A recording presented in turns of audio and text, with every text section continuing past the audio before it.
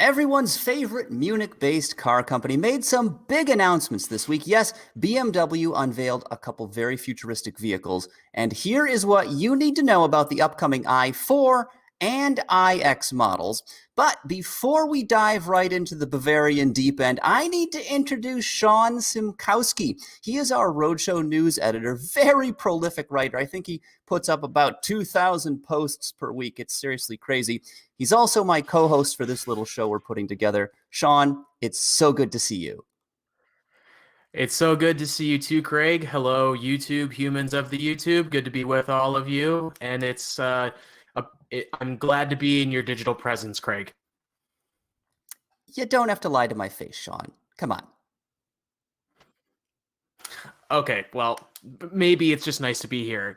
Yeah, It's good to be seen these days, you know? I mean, we've been cooped up for a year, so little FaceTime doesn't hurt.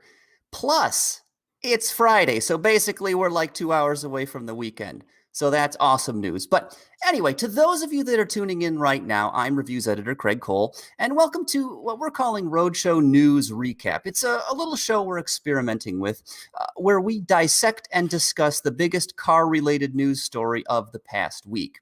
Now, if you're watching live right now, leave some questions or comments in the chat box down below, and we'll try to address those as the broadcast goes on. If you're enjoying the recorded version, you can tune into our live shows on Fridays. We're shooting to do those at 3 p.m. Eastern right here on the Roadshow YouTube channel. So obviously a couple important BMWs were unveiled this week, Sean, and they look like the future of the company. What do you think? Yeah, this was a big week for BMW. The biggest thing was the BMW i4. That is a new electric sedan from BMW. This is essentially a electric version of the 4 Series coupe. They tossed 2 more doors on it. They're not even calling it a Grand Coupe. So if you're looking for an electric version of the 4 Series, you'd be looking at a BMW i4. The details are still pretty limited. They say they're going to give us some more information soon to come, but it's promising. What do you think, Craig? Well, based on the looks, yeah, I'm not so sure I love it. It's got that bucktooth front end that BMW seems to be applying to all of its products these days, and I guess they've been infected by the gigantic grille virus. Like we have Lexus that has that, you know, Audi kind of started the trend maybe 10 years ago with the gigantic grille, and now BMW finally has it too. So, I mean, it's not an unattractive car aside from the face. You could argue maybe the back isn't the best either, but that front end just doesn't do it for me. Your thoughts, Sean? Yeah, if we're talking from the design standpoint, it's not the prettiest thing. It's not a bad looking car. I would say the side profile is definitely its most successful look if you're looking at it straight from the side. And even the rear is not bad. I was a little bummed out to see it looks like they added some plastic cladding compared to the i4 concept, which we saw this time last year. It gives it this weird height, and it kind of looks like more like a crossover than it needs to. I think that's kind of weird. But overall, I mean, I think it could have looked a lot worse. Am I in love with it? No. And neither is our commenter Online Car Show. He or she just says BMW is trash. Now, that's a little harsh of an assessment in my opinion, but there's certainly, let's say, room for improvement with the i4. However, if you can get past the car's styling, there's a lot of great performance to be had because they're saying 530 horsepower with this thing, of course, all electric, which should get you to 100 kilometers an hour, 62 miles per hour in what? They're saying about 4 seconds? That's legit fast. I mean, yeah. How do you argue with that? Yeah, it's really crazy, you know, just like looking back 25 years ago, like 4 seconds, that was like supercar territory. And it's amazing that this is going to be a premium luxury sedan, you know, that won't cost $100,000. I'm not saying it's going to be an affordable car by any means, but just that level of performance is nuts.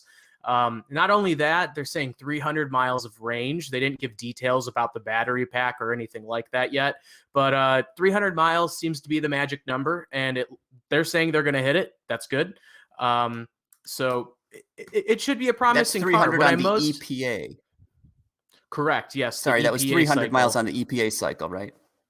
Yeah. Yes, correct. Which is what they're claiming, something like 590 kilometers on the WLTP, which is a little bit easier of a test cycle from what I understand. So that's maybe 367 miles. But in any event, 300 miles is I mean, it's a competitive number these days. But is it enough? I think it's going to be okay, personally, just because I think 300 is this magic number that automakers like to attain. 300 seems to be this sweet spot, at least for Americans looking at EVs. You hear 120-mile range, and you're like, wow, that's not a lot. I fill up a tank of gas and I get, 2 something, if that, or in a smaller car. So 300, I think, is going to be okay. And I say that because I think Tesla kind of created this range war where you go even higher. We're talking 520 miles now out of the Model S Plaid Plus, I believe, Mm-hmm. and it's at that point, it feels like a boast more than anything. The average American isn't driving 300 miles a day. So I think it's going to be perfectly fine, Craig. Totally. And I would agree with you. And I mean, you used to own a Chevrolet Volt with a V. And how often did you ever run the gasoline engine? It's hilarious. When I actually first bought the car, it was a bit of a stupid thing because I didn't have reliable access to a charging port because I was living at an apartment at the time. But once I had access to a reliable charging station, I think I gassed the car up once every 8 months, or if I was taking a long trip, then I put gas in the car. So, I mean, the benefits are real. And I always say that was the best pickup truck I ever had because, Craig, I will tell you, I put 24 bags of mulch in a Chevy Volt. And I'm not lying. 24, was it just riding on the bump stops like this? Just I don't want to talk about it, wheels Craig. off the ground? Okay. Well, should be good range in the new i4, 300 miles. Not quite what you get in a Tesla, perhaps, but 300 should be good, especially over time as the electrical infrastructure gets built out. It's still kind of early days for EVs in America these days, so it should only get better going forward. If you're joining us on the live broadcast right now, drop a question or a comment in the chat box. We'd love to hear what you have to say as we talk all about what BMW revealed this week. And there is another car they revealed, Sean. Well, maybe not a car. It's a crossover. Mm-hmm. Yes, or the SUV term that gets applied to everything now these days. But yes, we're also talking about the iX xDrive 50. Will you say that 5 times fast for me, Craig? I'll give you like $5 if you can do it. Nope, I failed. No, Sorry. No. Okay. Well, yes. So the iX, we learned some more details about this SUV this week. We saw it a few months ago. This week, it was more about its sustainability push. Not a typical thing automakers highlight with their vehicles, but BMW was pretty proud to talk about this stuff. It includes things like taking more responsibility in the supply chain for the iX and its future electric vehicles it plans to build. And we're talking everything from sustainable wool, leather, and I believe recycled nylon for the carpets, which is pretty incredible, Craig. Yeah, absolutely. They're claiming this is the most advanced and the most sustainable vehicle that the BMW Group has ever introduced. And that's not a bad thing by any stretch. As you mentioned, they're doing a whole lot of work on the materials side, which sounds kind of boring, but there's some cool stuff here. So the electric motors, for instance, they've designed those so that they don't require any rare earth materials, which obviously can be expensive and difficult to source. Additionally, the batteries, they claim, are going to have way less cobalt in the cathodes than other lithium batteries. And as you know, Sean, cobalt is is a critical component in lithium batteries. I read a statistic earlier that something like 50% of the world's cobalt that is mined goes into lithium batteries. And then 50% of all the cobalt that is mined comes from just one place, the Democratic Republic of Congo, where it's mined, let's just say, in less than ideal circumstances for a lot of people. So anything automakers, BMW and other companies included, can do to reduce their dependency on that cobalt is only going to be a good thing. Beyond that, they're using like recycled aluminum. Yeah. You want to talk about that, Sean? Yeah, for sure. I don't never want to step on your toes, Craig. You know that. Well, the little delay when you're doing the live broadcast is always a bit awkward. Of course, but yeah, the cobalt is a pretty big deal, and it's good to see BMW stepping up, taking some responsibility for the supply chain. They had an agreement that about I want to say 2 years ago now, or it might have been last year. The pandemic makes everything a blur. It's been lovely. Yes. But they signed on to take more responsibility for their supply chain and hold themselves accountable when it comes to where they're sourcing labor, their rare earth materials from. So it's really good to see the reliance of cobalt come down. We want to see the reliance of cobalt come down. There are experiments, and I believe Tesla's Chinese supplier works with nickel a lot. The downside to nickel is typically you don't get the longer ranges. You can't make as energy dense a battery pack. So that's why cobalt remains king. But yeah, if we can pack more materials in other than cobalt, I mean, it's good. And perhaps it's a stepping stone to solid state batteries. Yeah, that's the true future, I think. Still, all of the work BMW engineers have done with the iX so far, they claim to have reduced the CO2 emissions in the manufacturing processes of both the vehicle and the battery packs by 18%, which is not an insignificant amount. They're using a lot of recycled aluminum, and they're doing that in the United Arab Emirates, I believe, where they can actually take advantage of a whole bunch of solar energy. We've got a comment also in the chat room here. Aaron Heinrich says he's speaking out sort of against electric vehicles, and in a way, I would agree with him right now because EVs don't work for everyone, right? At least not yet. I always say electric cars are the future because when you look at it, you get immediate torque. They're nearly silent in their operation, and when you just count the moving parts in an EV versus like an internal combustion engine, you don't have pistons and rods. You don't have bearing inserts and camshafts and roller followers. All these components you may have in an engine, you can get rid of. The slate is just wiped clean. So there are huge benefits going electric. But if you live, in Iowa or something and you own a farm, you need to tow heavy equipment, they don't work for you right now. They're not a viable option. So I can totally see where he's coming from. Yeah, you're absolutely. In the Midwest too, Sean. Yeah. It right now, it's very difficult to have an electric vehicle in my part of the country. The infrastructure isn't there. So there's absolutely weight to that argument that EVs aren't ready for prime time. I think that's really going to change and ramp up in the next 5 years as you see private companies and perhaps the government start to really invest in the infrastructure. The other argument is once you put someone in an electric vehicle, they tend to really like it.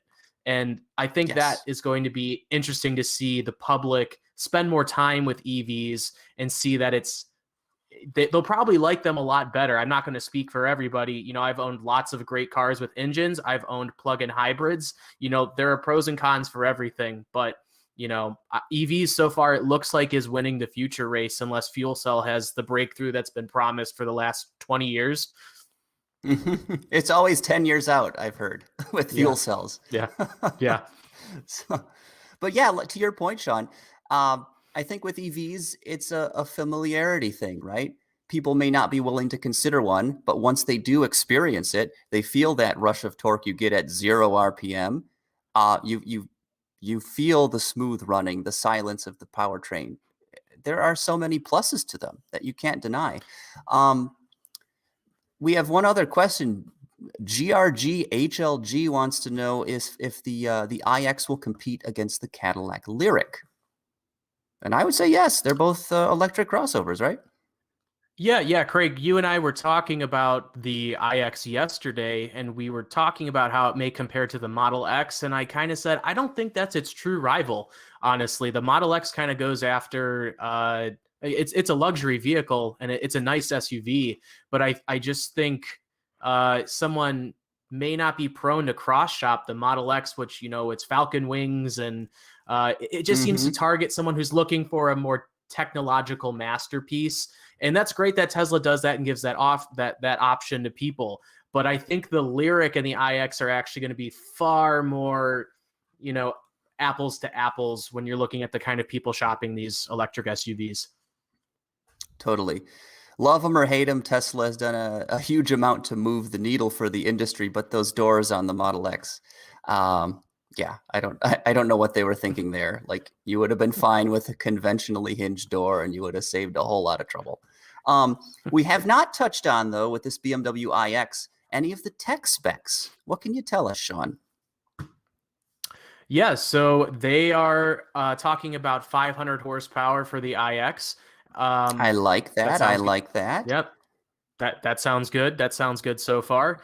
Still haven't given us specifics on the battery pack, just like the i4. I think they're waiting until closer to launch. The iX isn't coming until 2022 is what they're saying right now. But they're also talking 300 miles of range, just like the i4. The 300 miles of range on the EPA cycle, I should say. That's not a European figure they're quoting right now. I'm a little skeptical of that, just because we haven't seen what they plan on doing with the batteries. I think they'll get close to it. It might come in lower, but they certainly could achieve it. But again, that 300 seems to be the magic number for a lot of people shopping EVs. Specifically the Mustang Mach-E tried very hard to get there, achieved it, and I believe it's the California Route 1 trim that goes just a smidge higher than 300. There's a special model you have to get in order to get that 300-mile range number, but they achieved it. What else? So 500 horsepower, 2 electric motors, single-speed transmission, 0 to 100 km/h, less than 5 seconds. That's not Tesla Plaid territory, but it's certainly respectable. And the car tops out, this iX, 124 miles an hour. I don't know why you need to go that fast, but you can if you want to lose your license, I suppose. Yeah, or take advantage of going fast silently down the Autobahn or something. I don't know. There you go. Yeah. No. And charging is also pretty fast on this vehicle. They're talking level 2 up to 11 kilowatts, which you can do at home. So you can go from empty to full in 11 hours. DC fast charging is also supported at up to 200 kilowatts. So that's about 75 miles of range in a claimed 10 minutes, which ain't too shabby. No, not at all. And if you don't want to be waiting around for hours and hours, DC fast charging is going to be the route for you, unless you have a reliable level 2 charging area at your home that you can leave the car plugged in overnight and basically have it topped off for the next morning if you're traveling every single day. Totally. Iacona 23 or Iacona 23, I'm not sure how to say that, but they say internal combustion engine cars are an obsolete technology. No one is going to want to drive an ICE car in 5 years. I don't know that I agree with that. Do you, Sean? I wouldn't go that far. I certainly wouldn't go that far. None of us have a crystal ball. Their prediction could come true. We may see a wave of anti-engine in the future where everyone's like, wow, EVs are amazing. We realize all these benefits. We never want to look back. If anything, if you take that route, I think there's always going to be the guys and gals who want high horsepower internal combustion engine because, at the end of the day, there's nothing like the soundtrack an engine provides. If it's on the track, opening it up on the street for a brief minute, that's something, people are going to miss at some point. I'll miss it, even though I think EVs are great. Totally. It's part of the theatrics of driving. I guess you have a big, powerful, say, V8 engine and the rumble that comes with it. Also, a lot of analysts that I've talked to, they don't see ICE going away at least before like 2050, at least the couple folks that I've talked to, because it takes a long time for the vehicle fleet to change over. Automakers are only really starting to offer EVs in large numbers, starting now. The infrastructure isn't necessarily there yet. So I think internal combustion is going to be around for a lot longer. But to the commenter's point, maybe people won't want them, but they'll still have to buy them, right? Yeah, I think that's going to be the case. I think you're going to see the number of EVs offered really crank up this decade. Speaking of analytic reports and stuff like that, one at the beginning of this year said 2021 is the beginning or the end of the beginning for the electric vehicle. Just because in the next 2 years, we're going to see so many new ones, General Motors, Volkswagen, the largest automakers are throwing their eggs in this basket. But at the same time, engines are not going to go away. Just the other day, I spoke with Audi. There were reports from their CEO saying they're done developing engines. But what that means is they're not going to invest any more money into a new generation of engine families. So probably what you'll see happen is while automakers are climbing aboard the EV bandwagon, today's engines will probably stick around, but electrified. You'll see 48-volt hybrid tech attached to them and stuff like that, increasingly to meet emission standards as we phase into more zero emission regulations, because it's not only the US where automakers do business. We're also talking China and especially Europe, which is being very, very aggressive with this. That's obviously has not consequences, but affects us here in the US and Canada and everywhere else in the world. And that's an important distinction you touched on there, Sean. There's a big difference between electric and electrified. Electric is the pure battery-powered vehicle, but there's a lot you can do to electrify a car with, for instance, 48-volt systems, which can, improve performance. You can have a belt starter generator or something you see like you get in a Ram truck with the e-torque system, which can provide better performance, improve fuel economy, smoother stop-start. So really, electrification is a way of teaching an old dog new tricks, teaching that old internal combustion technology to be a lot more efficient and viable going forward. Yeah, Craig, I always looked at this, I think maybe 15, 20 years ago when hybrids, it was Prius, that was the poster child for a hybrid. And I think that made enthusiasts scared because they're like, oh my God, this is what we're moving towards. If this is a hybrid, that's lame, but now you see what, Mercedes-Benz or Mercedes-AMG does with hybrid performance, and not to mention car companies like Rimac. If I'm saying that right, I'm so sorry if I'm mispronouncing it. But a totally electric supercar that does these crazy numbers. So I think performance is going to be a-okay no matter how things shake out. But to address the comment made, I think engines will be here for far longer than any of us actually imagine, just to be realistic. I would agree with you. Aaron Heinrichs in the chat also comments his V8 powered 07 Lincoln Town Car is his kind of car, body on frame and a super deep trunk. So we may not have V8 powered body on frame cars in the future, but along those lines, we know that Cadillac is developing like a flagship sedan.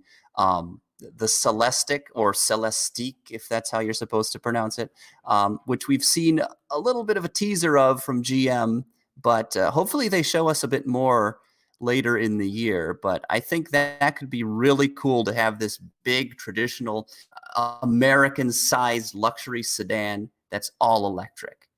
That would be pretty neat. Yeah, I think that would be really, really awesome, Craig. And maybe Lincoln will follow suit and bring back the town car as a similar thing. I would love to see that. When can people buy an i4 BMW, or pardon me, an iX BMW, and do we know what it's going to cost? Yes, so pre-orders open this summer, and they don't expect to start making deliveries of the iX until 2022. I believe the i4 is coming this year. However, they still plan to launch it. You might correct me on that, Craig. I can't remember the timeline on these two, i4, iX, so many I's, so many EVs. But we're also looking so at confusing. We're also looking at $80,000 for the iX. So this is not going to be anywhere near affordable. No. I mean, that's a base Porsche Taycan goes for 80 grand, or a Model X Tesla 85. So yeah, this is definitely, I mean, it's a BMW. It's a premium brand. You can't expect it to sell for Toyota Corolla money, but 80 grand is that ambitious? I don't know. It's certainly a lot of money to charge. If anything, Craig, I think there may be some merit to the price, only because they're branding this as their technology flagship. They're talking future autonomous driving technologies via over-the-air updates for it, the sustainability push, like we mentioned earlier.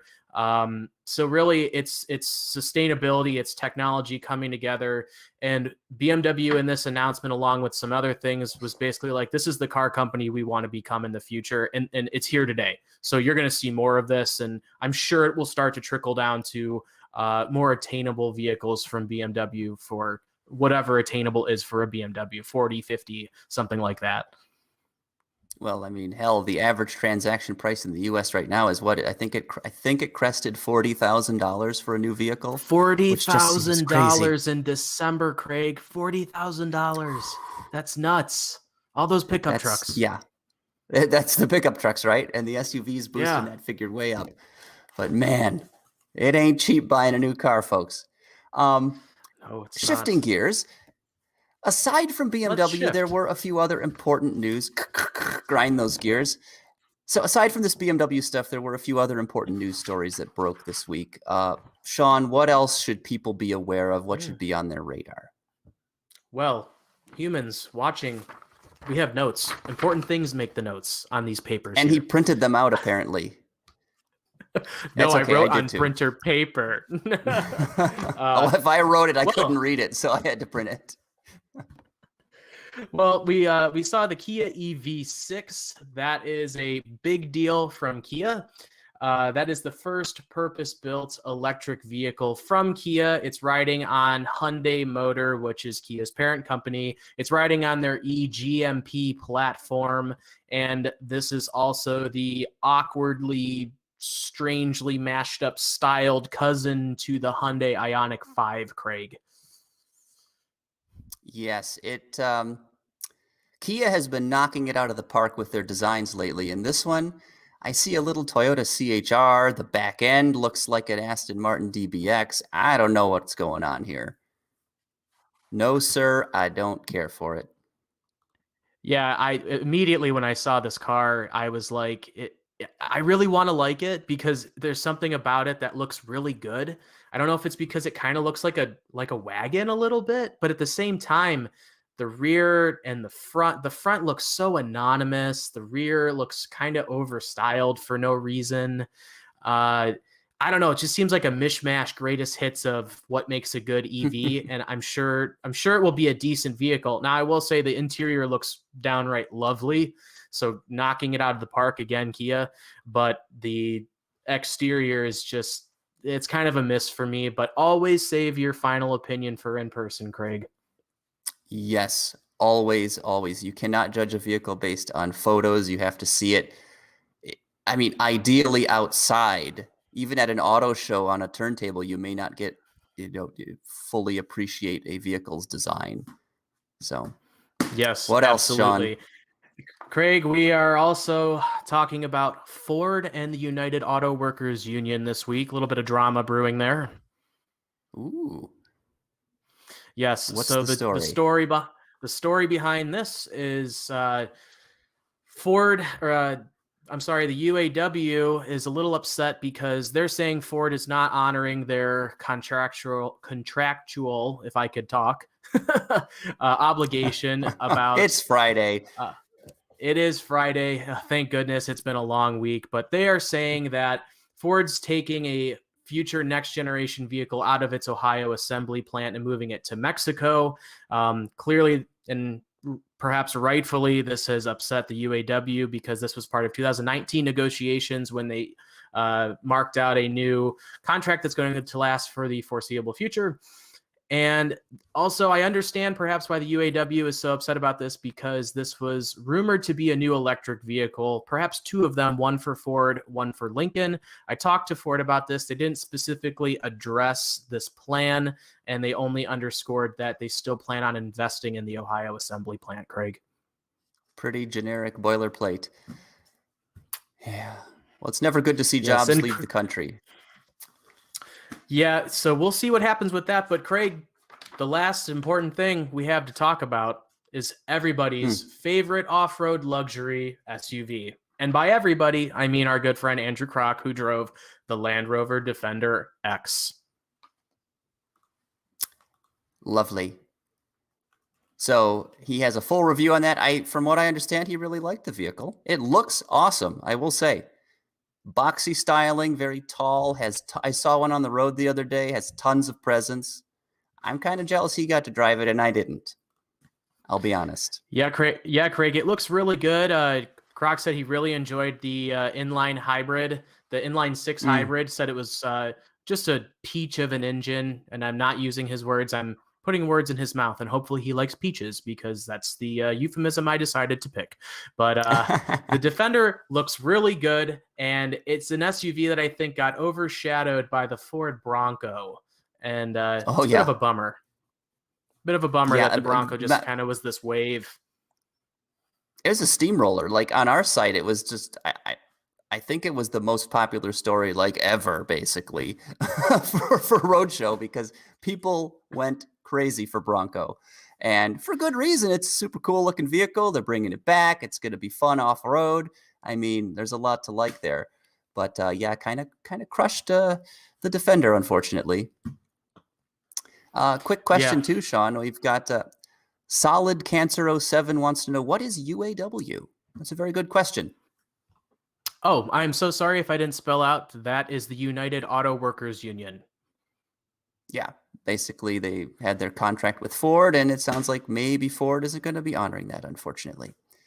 So where can people read more about all of these other stories, as well as the BMW iX and i4? Well, Craig, it is the website we both work at. If you didn't know, it is called theroadshow.com. That's theroadshow.com. Do you know that website, Craig? I'm going to have to check it out. I will probably bookmark it after this webcast, but I'm going to honestly have to go check it out. Good. Yes, you should. It's a good website. I hear okay things. Yeah, good people. The food's good, Yeah. Add to cart, recommend to a friend. It's good stuff. Good stuff, guys. Leave a 3.5-star review. Let's not go crazy. Let's not get ahead of ourselves. Yes. Absolutely. But Craig, I believe that's everything we had to talk about here today. I am tossing these notes because it is the end of the week, and I'm excited it's Friday. Well, that's awesome. I'm happy too. The weekend is nigh. Anyway, thank you. That should just about do it for this week's brand new Roadshow News Recap. Sean, thank you so much for your expertise. And of course, thank you all out there on the internet for watching. And again, you can join us live on Fridays at 3 p.m. Eastern, Fridays at 3 p.m. Eastern on YouTube, at least until we get canceled by management, where we discuss and dissect the biggest news story, automotive news story of the past week. So anyway, thank you so much for watching, and I look forward to seeing you and interacting with you again next week. Take care. So long.